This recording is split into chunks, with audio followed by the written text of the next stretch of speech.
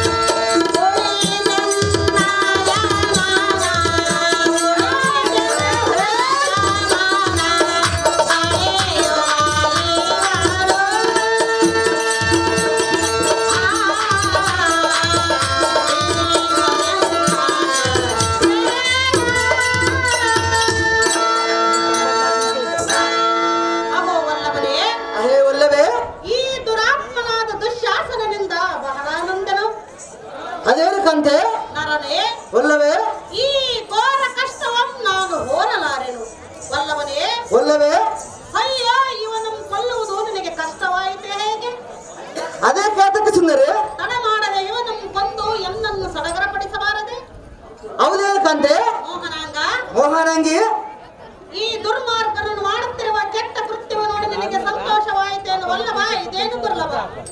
ಹಾಗೆ ಕಾಂತೆ, ಸ್ವಲ್ಪ ಶಾಂತವಾಗು. ಅಣ್ಣನ ಆಜ್ಞೆ ಪಡೆದು ಈ ಕಣ್ಣು ಕಥೆಗಳನ್ನು ಮಣ್ಣು ಪಾಲು ಮಾಡಿಬಿಡುವನು. ಹೇ ಕಾಂತೆ,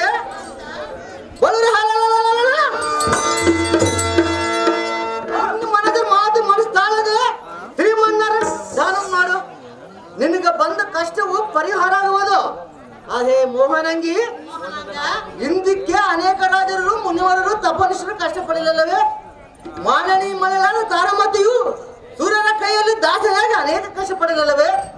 ನೀನು ಮಾಡಿದ ಕರ್ಮವನ್ನು ನೀನು ಅನುಭವಿಸಬೇಕಲ್ಲದೆ